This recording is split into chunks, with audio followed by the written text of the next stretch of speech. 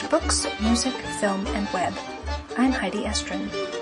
The Book of Life is a podcast service of the Feldman Library at Congregation B'nai Israel in Boca Raton, Florida. Additional support comes from the Association of Jewish Libraries. At Book Expo 2014, I wandered the show floor looking for Jewish books. Here are interviews with Charlesbridge, Image Comics, and Dundurn about their Jewish interest titles. Note that while the Dundurn rep told me about the book Stealing Time, we didn't cover the Jewish angle. I followed up later with author Anne Dublin, who explained that while it is a general interest book, she did manage to squeeze in some Jewish content in the chapter on Prague 1495. Take a listen.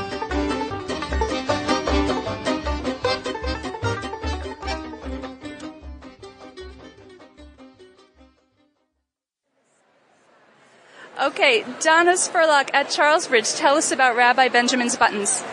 Rabbi Benjamin is the rabbi of a small community, and he loves this community, calls them the sunshine of his heart, and they love him back.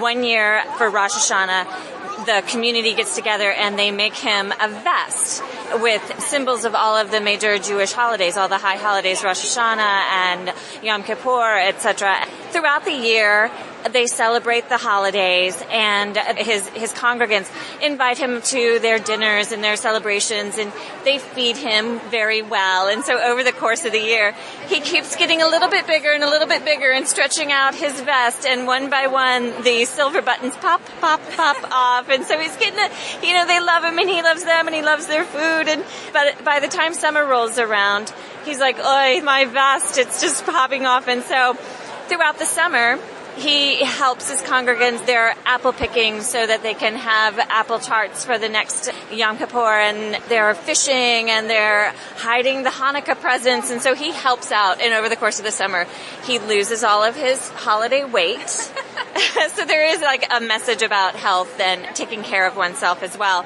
But then as Rosh Hashanah comes around the next year, he's worried that his vest, it's been worn out, it's been stretched, it's missing buttons, he's got safety pins here and there, and so he's worried that his special vest is not going to be good enough, and his congregants might think that he ruined it or whatever.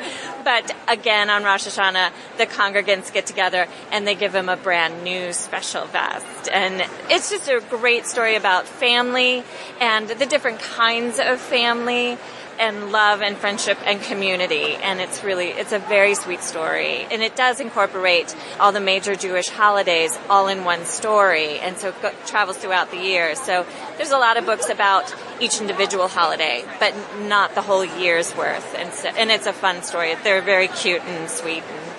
And Who wrote it? It is by Alice B. McGinty, and it's illustrated by Jennifer Black Reinhardt.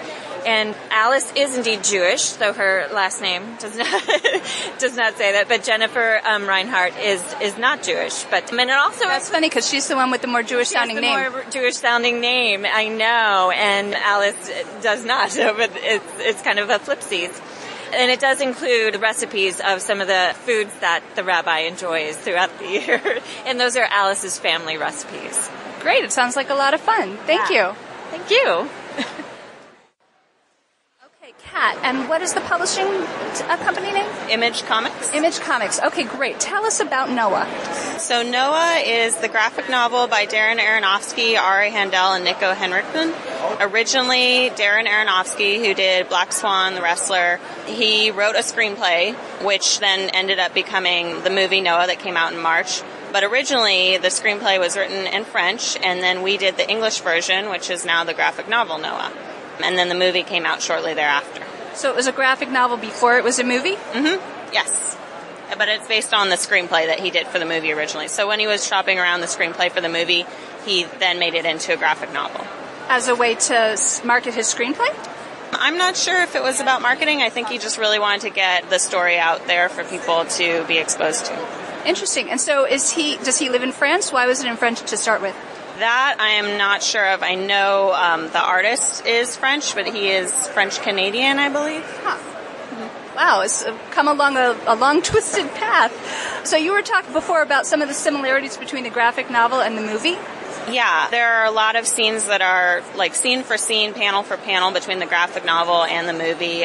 And it's a really interesting take that he has on the Noah flood story. It has a lot of Jewish tones to it, but then it's also got a bit of a sci-fi fantasy twist to it as well. And everything that he added or changed, at least in my opinion, really adds depth and intrigue to the story. Cool. Have you seen the movie? I have, yes. So which do you think is better, the movie or the graphic novel? Oh, they're both great. They're both great. I would definitely read the graphic novel, though. The art is beautiful. The story is fantastic. The way it's put together is just beautiful. I mean, the end pages, it's hardcover. It's definitely something that you would want to read and show off. Yeah, it looks almost like a coffee table book. It's very solid. Mm-hmm. Yeah, definitely. Okay, can you tell a little bit about the artist? He did the art for Pride of Baghdad. It's a bestseller. People really love it. Okay, thank you very much. Mm-hmm. Yeah, definitely. I'm Margaret Bryant, and I'm the sales director at Dundurn, a Canadian publishing house. Okay, so Dr. Nora Gold, she's based in Toronto, and she's the editor-in-chief of an online Jewish literary magazine. And we've just published her first novel, Fields of Exile. It's an epic story about a young woman's returning home and her search for where home is. And also it's about the very politicized university campuses in regards to Israel and Palestine. And so the novel takes a young woman, Judith, who has been living in Israel for many years, back home to help her ailing father. And he asks her, please, stay in Canada briefly. Stay in Canada for a year, because he really would like her to be based in Canada. And she's reluctant because she's really adopted to her new home in Israel and really wants to go back. Reluctantly, she applies and is accepted for a social work program at a local university, where she has various adventures around the highly politicized nature of the Jewish awareness group and the Israeli awareness group. And she falls afoul of their politics in a dramatic protest, which she does not expect to turn out the way that it does, and it's quite violent. And there's, of course, a romance as well, which is not ultimately successful, but has a very nice resolution. So that's Fields of Exile by Dr. Nora Gold. Author Anne Dublin, has written many juvenile fiction books, and she has just started a new series for Dundurn. It's a series which investigates the histories of inventions. And this first one, called Stealing Time, it looks at how time has been measured over history. So starting with really basic things like sundials and water clocks, moving on to more sophisticated watchmaking in Prague and digital time telling now. And it follows two boys as they time travel throughout time and learning about time as they go. There's also a backstory involving the two boys. They're stepbrothers. They have a difficult relationship with each other. It's a new relationship for them. And of course, by the end, they have started to resolve their dislike of each other into a reluctant acceptance that, hey, maybe each one of them is okay after all. Author Anne Dublin is the daughter of Holocaust survivors whose parents moved to Canada. She has won the Canadian Jewish Book Award and was a finalist for the U.S. National Jewish Book Award. Okay, very cool. Thank you very much. Thank you. Thank you very much. Thank you, Margaret. Thanks.